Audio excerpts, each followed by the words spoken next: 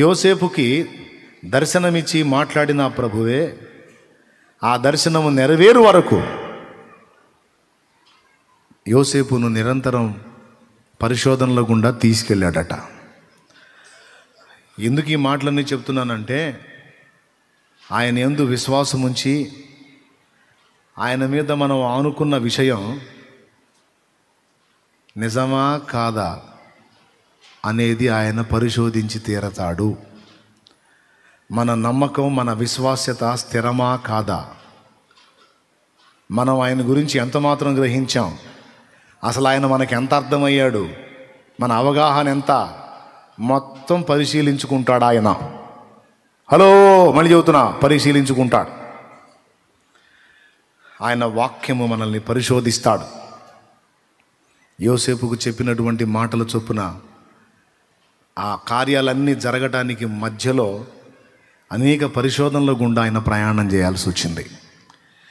కానీ ఆశ్చర్యం ఏంటంటే, అన్ని పరిశోధనల గుండా ప్రయాణం చేసిన యోసేపు విశ్వాసం ఎందుకు సన్నగిల్లలేదో నాకు అర్థం కాదు. ఏమండి, ఆ ఐగుప్తులోకి పోయి అంతా చెడిపోయిన బ్యాచే. ఐగుప్తులో వాళ్ళ తాతయ్య చెప్పాడు కదా, ఐగుప్తు వాళ్ళకి దేవుని భయం ఉండదని. ఎందుకు దేవుని భయం ఉండదంటే, దయ్యాల ఆరాధికులు వాళ్ళు. ఐగుప్తులో మాంత్రిక విద్యలు తెలుసా మీకు? ఈజిప్షియన్ నాగరికత ఇంట్రెస్ట్ ఉంటే ఒకసారి చదవటమో లేక సెర్చ్ చేసి నెట్లో తెలుసుకోవటమో, అట్లాంటి పరిశోధనలు చేయండి, పనికి మళ్ళీ చూడకుండా. ఉపయోగపడే బోల్డ్ అంత కథా కమామీషి ఉంది వాళ్ళ దగ్గర. ఈజిప్షియన్ ది గ్రేట్ పిరమిడ్స్లో కూడా ఆంతర్యం ఉంది. ఇప్పటికి కూడా వాటిని కట్టడం సాధ్యం కాదు.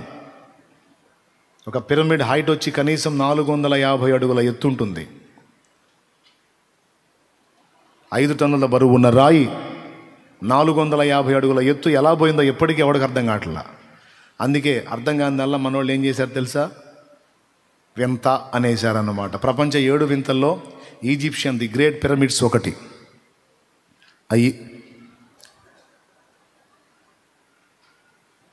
దేవునికి స్తోత్రం, హల్లెలూయా. ఎట్లా పోయింది రాయి? ఇప్పటికి చేరేయటానికి కుదరదు అక్కడికి, కానీ వెళ్ళింది, అప్పుడే వెళ్ళింది.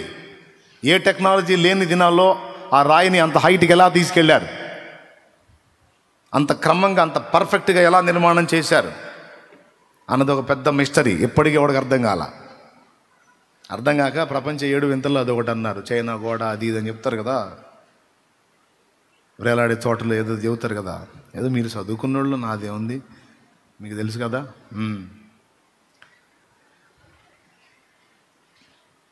ఈజిప్షియన్ నాగరికత చాలా పురాతనమైంది. పూర్వకాలంలో పడద్రోయబడిన దేవదూతలను మనం చెప్పుకునే వాళ్ళు ఉన్నారే, వాళ్ళు ఐగుప్తులో చాలా కార్యాలు నెరపేరు. ఐగుప్తు మాంత్రికులు మోషే చేసిన విద్యల్లో చాలా విద్యలు చేశారు. ఎట్లా వచ్చినాయి ఆ శక్తులు వాళ్ళకి? వాళ్ళు శపించబడి పడద్రోయబడిన దేవదూతలతో సంబంధాలు ఏర్పరచుకున్నారు. అందుకే అప్పట్లోనే అలా ఉన్నారు, దేవుని భయం లేని మనుషులు. అగ్నిగుండం దాటించి నరబలులు చేసేటువంటి ఆచారం ఉంది అక్కడ. ప్రకృతిని ఆరాధిస్తారు, జంతుజాలాన్ని ఆరాధిస్తారు, నీళ్లను ఆరాధిస్తారు, కప్పను ఆరాధిస్తారు, పావును ఆరాధిస్తారు, సమస్తమును ఆరాధిస్తారు. అలాంటి చోట యోసేపు ఎలా మనుగడ సాగించాడు? అతని విశ్వాసము, భక్తి ఎందుకని ఎఫెక్ట్ అవ్వలేదు? ఈరోజు కొంతమందిని మనం గమనిస్తాం, పరిశుద్ధుల సహవాసంలో ఉన్నప్పుడు వారు చాలా డీప్గా దేవునితో ఉంటారు, చాలా ఆసక్తిగా ఉంటారు, చాలా ఆత్మీయంగా ఉంటారు. కొద్ది రోజులు పరిశుద్ధులు దూరమే, లోకస్తులు కలవగానే వాళ్ళతో కలిసి చెడిపోయి కనపడతారు. ఏందిరా అప్పుడేం అట్టున్నావు, ఇప్పుడు ఎట్ట అయిపోయావంటే ఏం మాట్లాడరు, సైట్గా పోతూ ఉంటారు. బైబిల్ అన్నాడు కదా, 50వ కీర్తనలో అనుకుంటాను, నువ్వు దొంగను చూసినప్పుడు వాడితో ఏకీభవిస్తావు, నువ్వు చెడిపోయిన వాడిని చూసినప్పుడు చెడిపోయిన వాళ్ళతో ఏకీభవిస్తావు, మళ్ళీ వచ్చి నా మాటలు వివరిస్తూ ఉంటావు నువ్వని.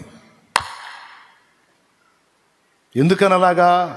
స్థిరము లేని వ్యక్తులు, కానీ యోసేపుకి ఇక్కడ తండ్రి ఇంటికాడ ఉన్నప్పుడే వేరైన జీవితం, ప్రత్యేకమైన జీవితం జీవించడానికి దేవుడు యోసేపుకు నేర్పాడు.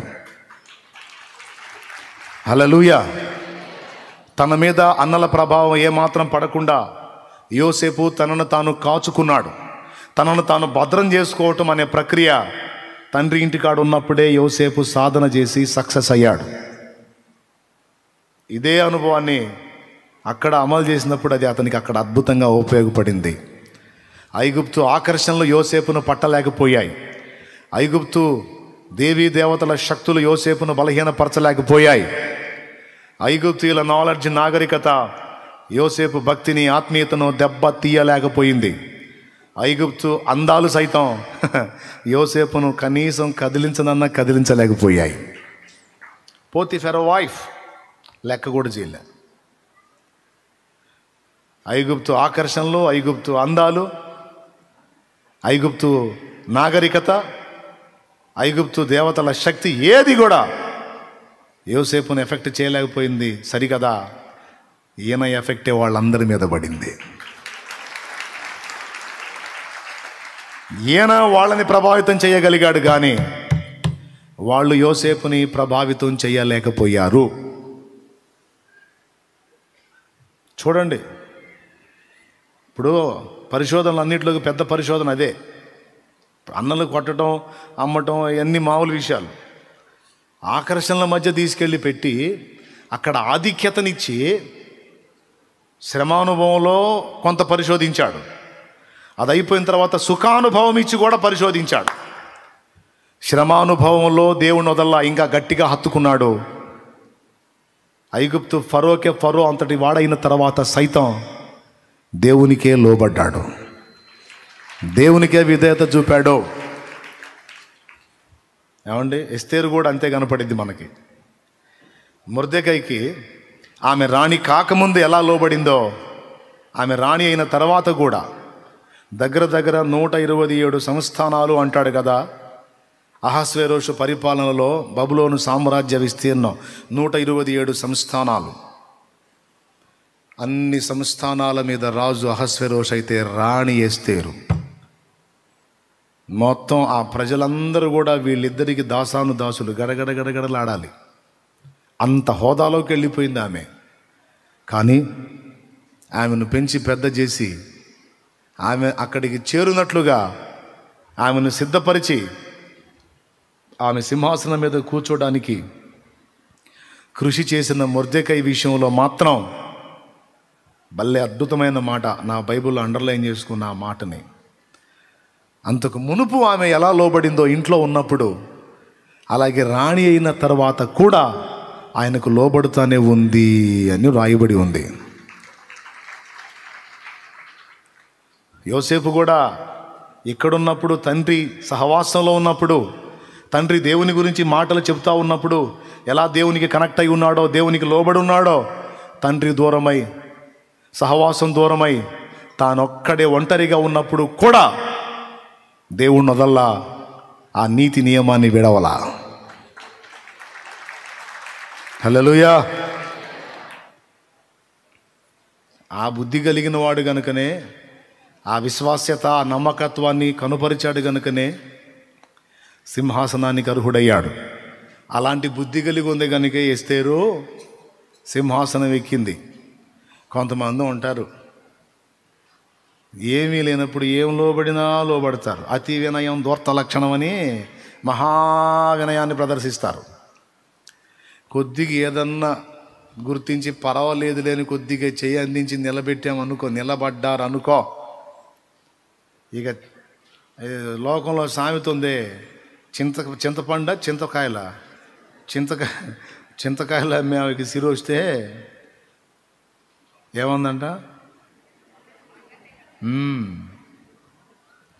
చింతపండు వ్యాపారం చేసిద్దంట. ఎందుకో మరొక రోజు ఆ బుట్ట వేసుకొని చింతపండు అని అమ్ముకుంటా పోతే రాజుగారికి నచ్చింది.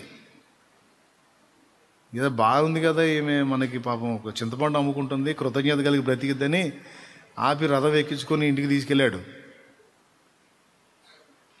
ఆ చింతపండు బుట్ట ఎక్కడో పెట్టించాడు, దాచిపెట్టించాడు. ఇక ఆమెను రాణ్యం చేసి ఇక ఆమెకి అష్టైశ్వర్యాలు తులతూగుతుంది. ఒకరోజు రథం మీద విహారానికి తీసుకెళ్ళాడంట. రోడ్డు పక్కన పెద్ద పెద్ద చింత చెట్లు ఉన్నాయంట, వాటికి చింతకాయలు ఉన్నాయంట. మహారాజా, చాలా రకాల పండ్లను చూసాము, అన్నీ చక్కగా ఉన్నాయి, రౌండ్గా ఉన్నాయి, ఇవేం పండ్లు వంకర టింకరగా ఉన్నాయి అందంట.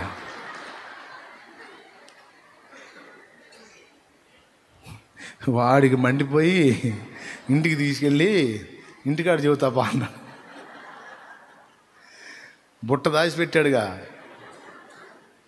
వాటిని చింతపండ్లు అంటారు పా అని ఇచ్చి పంపించాడంట.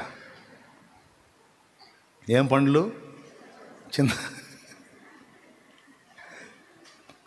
కొద్దిగా ఆసరా దొరికి కొంచెం నిలదొక్కితే ఇంక ఎవరిని లెక్క చేయరండి. నేను ఇంకోటి చెబుతుంటా చూడు. మహారాజు రాజ్యంలో ప్రజల బాగోగులు తెలుసుకుందామని ప్రజల మధ్యలోకి వెళ్ళాలా, ప్రజలకు దగ్గరలోకి వెళ్ళాలని పాపం వీధులమ్మడి తిరుగుతున్నాడంట రథం వేసుకొని. మహారాజు వస్తుంటే మామూలుగా ఉంటుందా? పాపం అన్ని బజార్లు తిరుగుతూ బజార్లోకి వెళ్తే ఒకడు మిద్దె మీద పెద్ద కుర్చీ వేసుకొని కాలు మీద కాలు వేసుకొని కూర్చొని ఇట్ట అంటున్నాడంట ఇట్ట అంటున్నాడంట.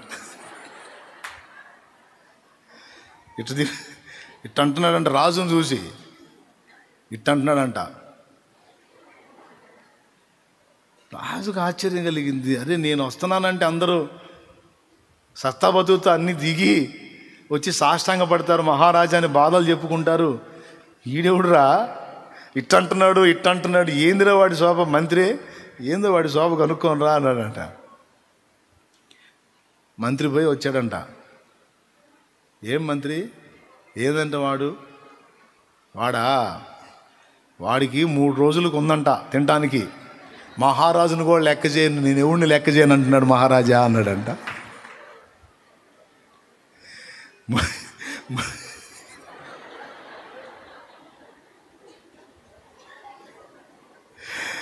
అక్కడ ఇంకో పదం ఉంటుందిలే, మహారాజును లెక్క చేయను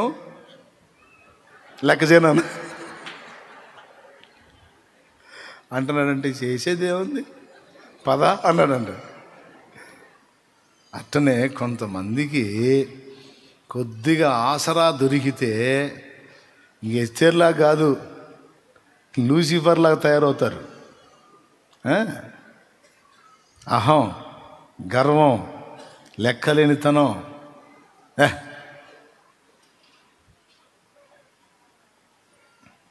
నో, వినయం, దీన మనస్సు, విరిగి నలిగిన మనస్సు, తగ్గింపు,